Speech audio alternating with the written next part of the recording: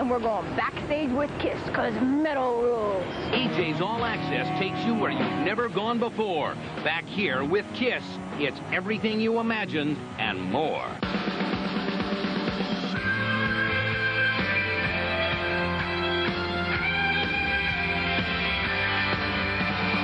Now, anchoring Teem AJ coverage, Nancy Glass. Hello and welcome to AJ. This is the start of AJ's 4th season. It's going to be a very exciting one. We have new faces and a whole new way of reporting the news. Teem AJ. We'll tell you more about that later. First, we are facing a real crisis in Iraq, and at the center of it is Saddam Hussein. Well, who is this man? He murdered members of his own family. He lives in fear of assassination every moment of the day. Jim Paymar has been looking at his bizarre private life. As the U.S. launches an offensive at Iraq, a new picture emerges of its bloodthirsty dictator, Saddam Hussein. AJ has learned there's been unbelievable turmoil within Saddam's family, the family that rules Iraq. His methods are always the same: violence and aggression. In February, the dictator reportedly ordered the killing of 2 of his own grandsons in a savage purge of defectors that included the execution of 2 of his son-in-laws. I don't think that we've seen a leader since Adolf Hitler that was quite this vicious and such a bad hombre. Retired Army Colonel David Hackworth now covers Saddam Hussein and the military for Newsweek magazine. What's going on there? How does he operate?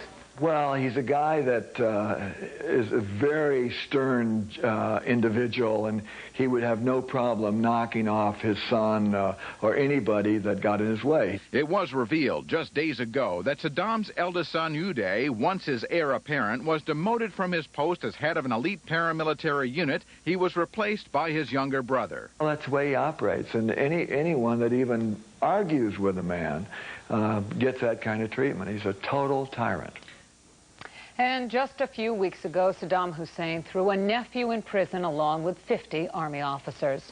Now, some amazing video. It was one of the most dangerous high-speed chases anyone in the LA Police Department could recall, and every dramatic moment was broadcast on live TV. We have exclusive Teem AJ coverage of how it all happened with our Steve Sanagati, Steve Gendel, and legendary helicopter pilot Chopper Bob Tur. This is one of the most deadly, dangerous high-speed pursuits you can imagine. A hair-raising high-speed chase through the busy streets of Southern California. Right through the intersection. Oh, boy. 40 nerve-wracking minutes through 4 cities, more than 100 miles. Teem AJ's Chopper Bob Tur captured the perilous pursuit on video from the air. I started tracking him from the air. The man was doing 120 miles an hour.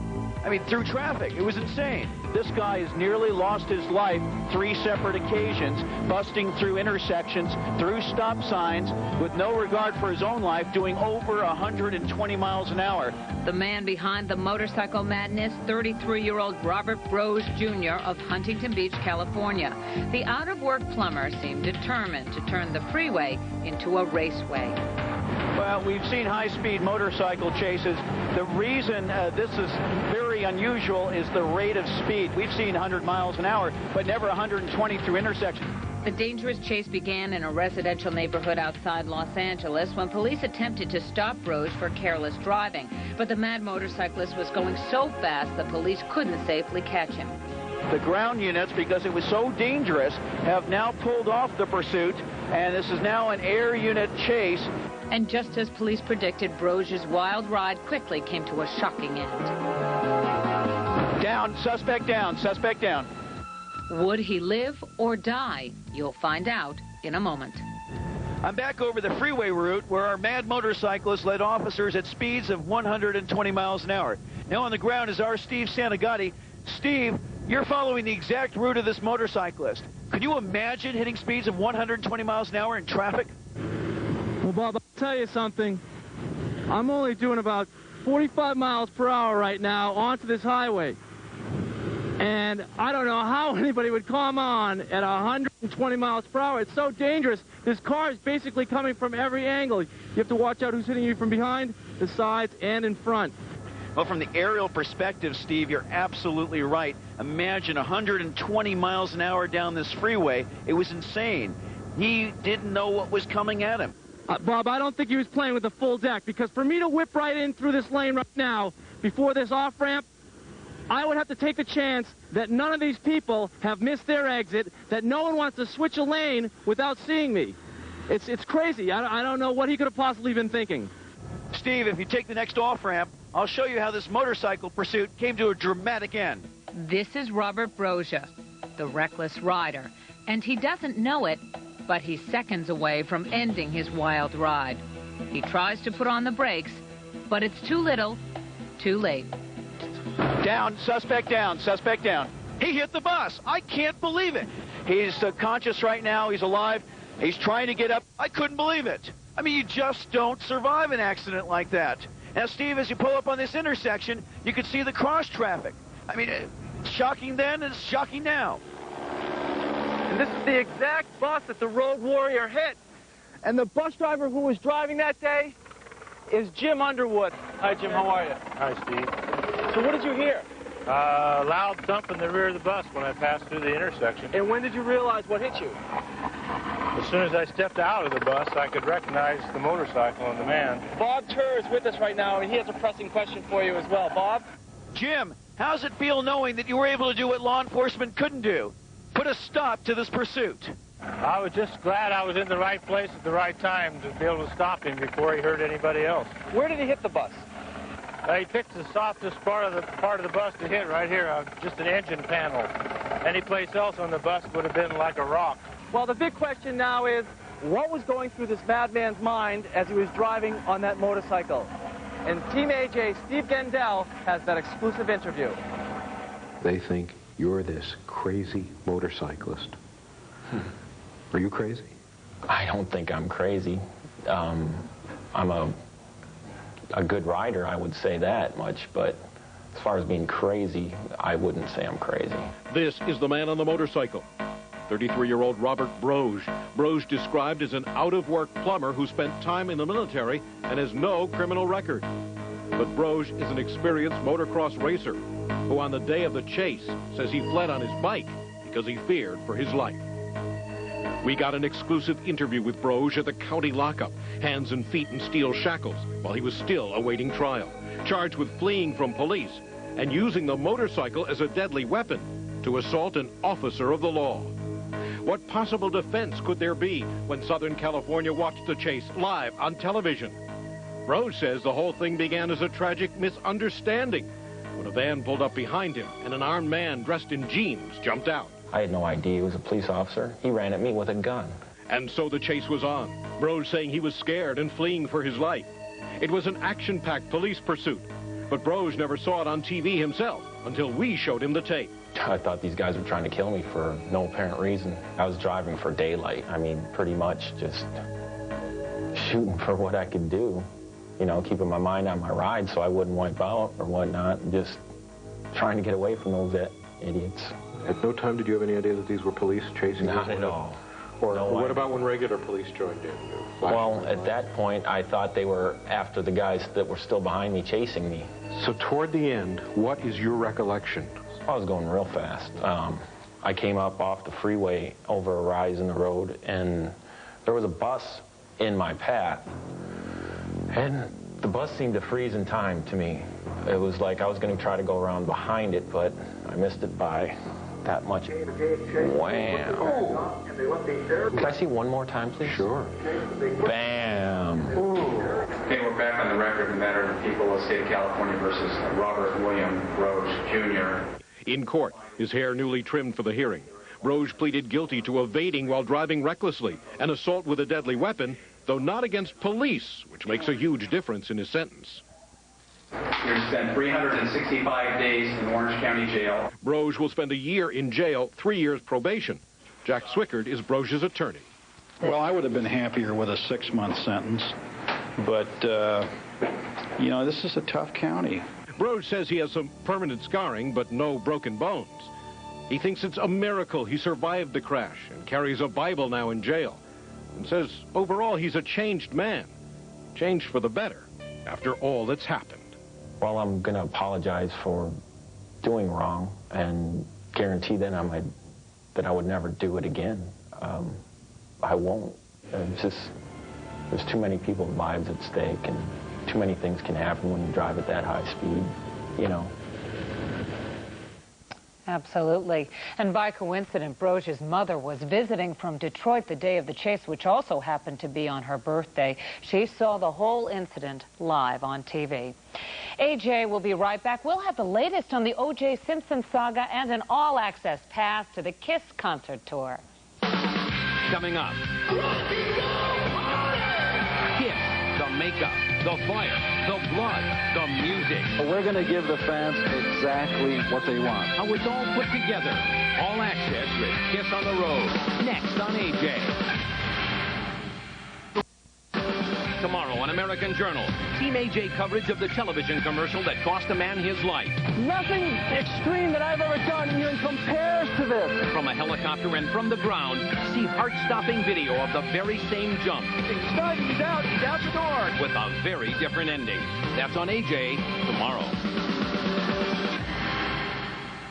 70s rock bands seem to be everywhere, from the Eagles to the Sex Pistols, but none of the revival bands are as spectacular as KISS. You won't believe the planning and preparation that goes into a KISS concert. Karen Duff joins AJ today, and she has an all-access look at KISS. Duff? Nance, the world is a better place now that KISS has reunited. Now, a KISS tour is part music, part circus, and that's why they call KISS and their road crew of 300 the Ringling Brothers of Rock. From 1972 to 1980, KISS ruled rock and roll with their in-your-face style. These New York City boys had more gold albums than any other band except for the Beatles. Now, nearly 20 years later, the 4 original members are once again rocking the planet. KISS announced their 2-year world tour with all the 70s glitz and glamour. We're going to give the fans exactly what they want. AJ followed along on the KISS tour, taking our cameras backstage to see how this comes together. About 300 people start at 7 in the morning to make sure the show goes on. Tim Rosner is KISS's tour manager. This is the equivalent of a large military operation, completely unloading and loading 14 trucks a day. We have so many lights, special effects, video. We will use enough power to generate power for a town of 100,000 for a year. KISS are stepping into a time machine and taking us with them. Bob Guccione Jr., editor of Spin magazine. KISS is going to deliver entertainment for the money. The key to KISS's success is their fans, what they call the KISS Army. The KISS fans are the most devoted fans on the planet Earth. I came from North Carolina up to Pittsburgh and drove from Pittsburgh to Michigan to see KISS. They were kids, you know, teenagers, ardently supportive, bought the lunchbox, bought the posters. But now these people are in their 30s and some in their 40s, and we're all going to go back and we're going to watch the show. Die-hard fans who are passing the torch to a new generation.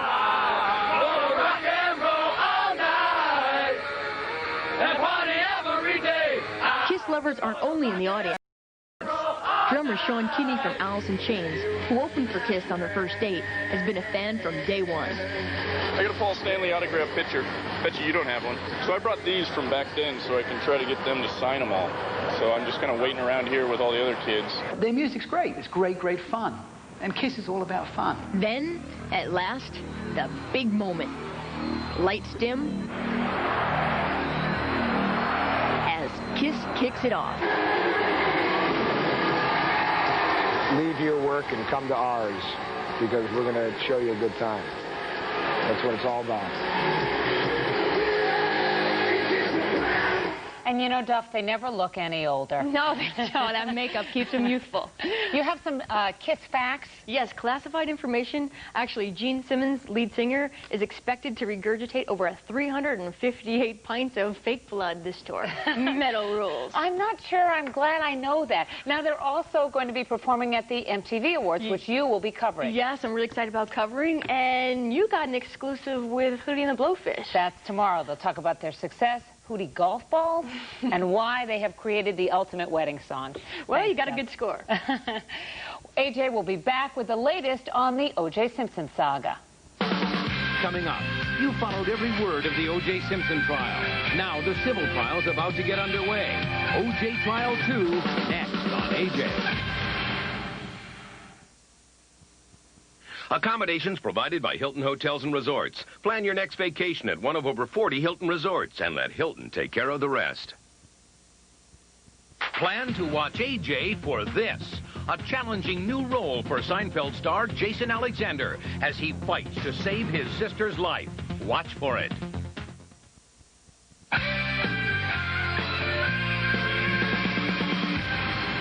O.J. Simpson's criminal trial riveted America. Now the civil trial is about to begin, but there's a big difference here. This trial won't be on live TV. Well, joining me now from our Los Angeles bureau is former L.A. Superior Court Judge Burton Katz and one of the best-known defense attorneys in America, Leslie Abramson, who defended Eric Menendez.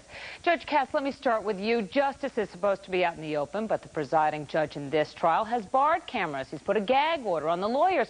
Don't we have a right to know what's going on in our courtrooms? You do, but he's standing on legal grounds. He's absolutely correct in his ruling, but he's wrong in the ethical and moral application. Let me tell you why briefly. We already have tapes in our heads from the criminal trial, and we already know, we've heard the testimony, we've been able to observe it as it unfolded, and consequently, we already have fixed opinions about it. To close the door in the civil trial, which should be the resolution of this, to heal the country, is wrong, and we're going to be suspect of the system if we don't allow TV cameras. But he's standing on solid legal ground on that. Well, Leslie, how do you feel about that? And in addition, how does that affect the lawyer's performance in this case? Well, I never felt the cameras in the courtroom were appropriate to begin with, and not because it has an effect on how the lawyers behave, but because it has an effect on how jurors behave and possibly on how judges behave. But I want to point one thing out. Television is not the press. It is only part of the press. And I think it's wrong to say that the judge has shut out the public or shut out the media. The media can be there. They just can't televise it. And that doesn't cause me any particular grief. In spite of the fact that I've done a lot of commentary on this case, I'm a lawyer first. And as a lawyer, I don't want a lot of extraneous factors that can influence a jury. Here we have a jury being chosen after everybody knows everything. I don't think there's any way either side can get what the law envisioned as a truly objective. But wait a second. But what you're saying is we're going to have to rely on commentary rather than what we actually see to find out what's going on. Oh, we sort of knew what went on in trials before cameras got into the courtroom. If you have a very high quality and high caliber press, and I'm sure that AJ will have a very good reporter in that courtroom, you can find out what's going on enough to make the public understand it. Well, thanks to both of you. I'm sorry, we're out of time. Okay. And we will have the latest information and best analysis on the Simpson case every day. And we will tell you more about Teem AJ when we come back.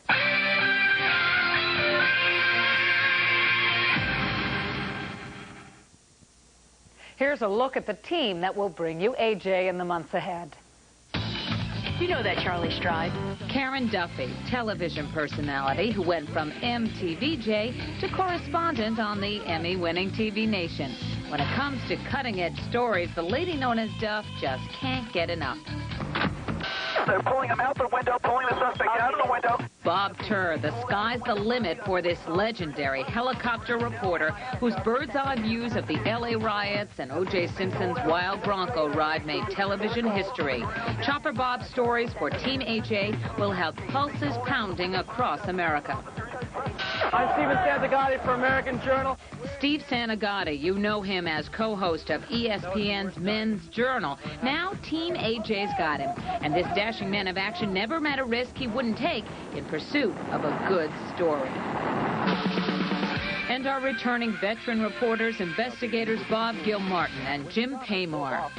Les Trent, what's up, man? Les Trent, Steve Gendell, Jonathan Karsh, and yours truly at the anchor desk.